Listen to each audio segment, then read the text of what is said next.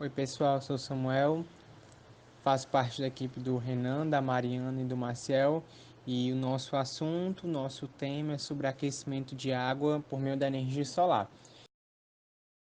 Inicialmente, para a gente se introduzir um pouco no tema, existem alguns estudos que apresentam que as primeiras experiências que foram feitas com,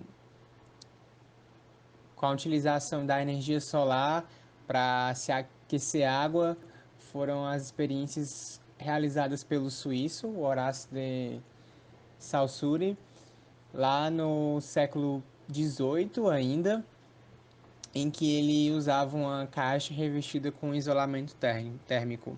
Então, os primeiros testes, os primeiros ensaios, eles foram realizados já nessa época, mas foi só um tempo depois, pelo norte-americano Clarence Kemp, que aconteceu a patenteação dos primeiros aquecedores que já eram compostos por um material feito à base de cobre e que tinha uma caixa de madeira dentro do material.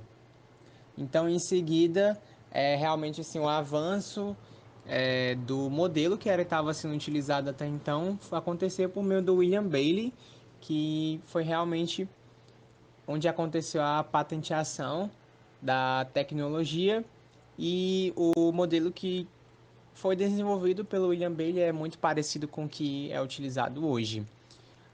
E nos próximos slides a gente vai estar aprofundando um pouco mais sobre como é que é a estrutura, como é que são as tecnologias. Olá, eu sou a Mariana e eu vou explicar sobre o funcionamento da tecnologia de termosifão. Então, esses são os principais elementos de um sistema de aquecimento solar termosifão. O primeiro é o reservatório térmico, que tem como função armazenar e manter a água aquecida. O segundo são as tubulações, e a recomendação é para que essas sejam de cobre, para suportar as altas temperaturas da água, e, se possível, também é interessante ter um isolamento para que não se perca energia térmica. E o terceiro é o coletor solar ou placa, que é constituído pela caixa externa, geralmente de metal, uma camada de isolamento no seu fundo, uma serpentina, geralmente de tubos de cobre, que forma um conjunto de encanamento fino, denominada flauta, que é por onde a água circula para ser aquecida, e a aleta, é uma placa preta de cobre ou alumínio acoplada aos tubos da flauta para maior transferência de calor. E por fim, para fechar a caixa, é colocado um vidro transparente a fim de evitar a perca de calor para o vento. Agora vamos ao funcionamento do sistema de aquecimento. Então, a caixa d'água da residência, ela deve estar no nível acima do reservatório e este, por sua vez, acima da placa no mínimo 30 centímetros para garantir o fluxo de água. No número 1, nós podemos observar a água descendo da caixa d'água e o número 2 é um sifão nessa tubulação para evitar a formação de bolhas. E em seguida, a água entra pela parte inferior do reservatório. Também pela parte inferior do reservatório, pode-se observar a saída da água identificada pelo número 3 e, em seguida, a sua entrada na placa pela parte inferior. O número 4 identifica a incidência solar sobre a placa, responsável pelo aquecimento da água que passa pelas serpentinas. A água, quando é aquecida, fica mais leve e é empurrada pela água mais fria, que é mais pesada, fazendo com que a primeira se encaminhe para fora da placa, ou seja, a água circula apenas pela diferença de temperatura dela mesma no sistema, por isso o nome é termosifão. Essa água aquecida sai do coletor solar, como podemos ver no número 5, e entra pela parte superior, mais abaixo do nível da água, no reservatório. Dentro do reservatório, a etapa identificada pelo número 6, a água se encontra em diferentes temperaturas. Quanto mais quente ela está, menos densa. Por isso, esta se encontra na parte superior do reservatório, já a água fria na parte inferior, justificando assim a entrada, que é o número 2, da água fria se localizar na parte inferior do reservatório, e a saída, que é o número 3, também, enquanto a entrada da água quente é na parte de cima, que é o número 5, para que não haja uma mistura entre elas, já que no número 7, a água quente ela sai do reservatório, e esta é usada principalmente nos chuveiros residenciais e em piscinas. Agora nós podemos ver dois sistemas de aquecimento solar termosifão. O primeiro deles é profissional e o segundo é caseiro. Aqui estão duas imagens para exemplificar esse sistema caseiro. Na imagem 1 foi utilizada uma mangueira como serpentina.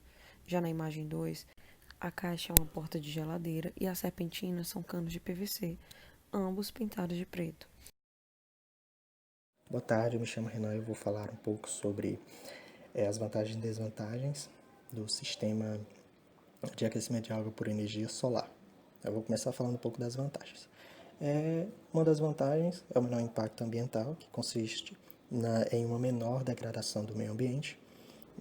Um exemplo disso é que o cliente passa, por exemplo, a não depender de uma fonte de energia menos sustentável, por exemplo, a termoelétrica. Então, no caso, o cliente ele passaria a produzir, né, a sua própria energia em casa, então ele já teria uma independência maior em relação a outros tipos de sistemas, como no caso das termoelétricas. Ele também passaria a ter uma economia financeira boa após a instalação do sistema, né? Já que ele teria essa maior independência energética, ele passaria a consumir menos da concessionária de energia, o que iria impactar diretamente em uma economia na conta de luz dele, né? Outra grande vantagem é a manutenção simples e barata do sistema, que consiste somente na limpeza dos vidros dos coletores, que é algo bem prático de se realizar, e também a valorização do imóvel, que seria também uma vantagem, né? Em média, se eu não me engano, a garantia do fabricante, né, de um produto como esses painéis é em torno de 5 anos, e a durabilidade dele é em torno de 20 anos. Então, querendo ou não, o cliente teria uma valorização boa no imóvel dele. Agora eu vou falar um pouco das desvantagens. Uma das desvantagens, que eu acredito que isso afete boa parte dos sistemas de energias renováveis que fazem uso da energia do sol, é justamente a baixa insolação em dias nublados e chuvosos, né, que podem impactar diretamente no aproveitamento energético. Então você passa a não ter um aproveitamento tão bom como em um dia ensolarado. Infelizmente, esse sistema ele tem um alto custo de implantação.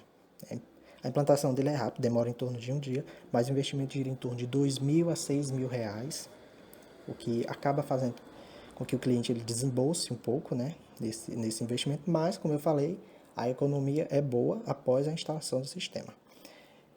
Uma desvantagem, que eu acredito que não seja tão grave assim, é a manutenção constante, né?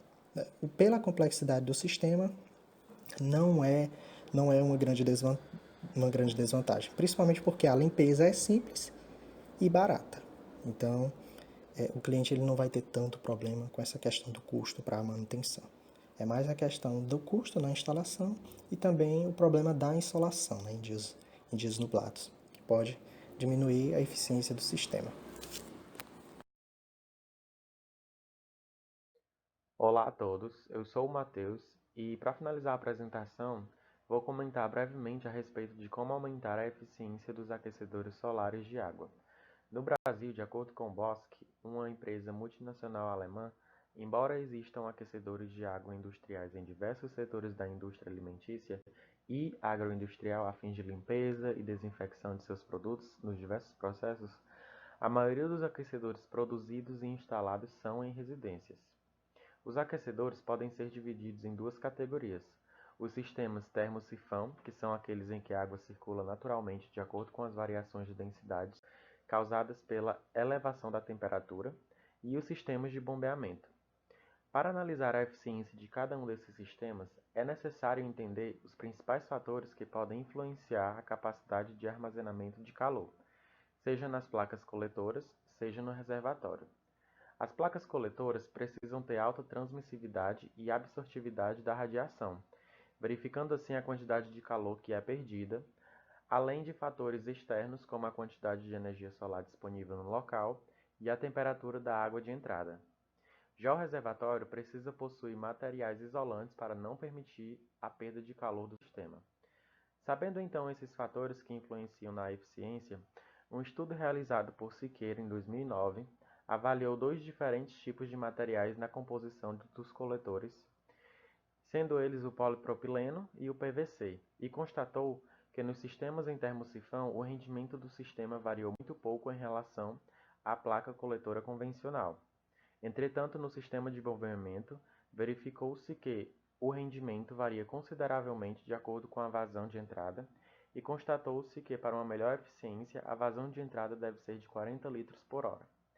Para quem já tem um sistema de aquecimento em casa, há algumas dicas que podem ser utilizadas para que essa eficiência possa ser maximizada. Durante o banho, deve ser usada a menor quantidade de água possível, assim maximizando a utilização do que está armazenado no reservatório térmico. Os banhos podem ser tomados no período da tarde ou à noite, pois nesses períodos há uma maior temperatura da água no reservatório. E os vidros dos coletores devem ser lavados 2 vezes ao ano, e a água de todo o sistema deve ser drenada pelo menos uma vez por ano para que sejam eliminadas as impurezas que ficaram acumuladas na tubulação.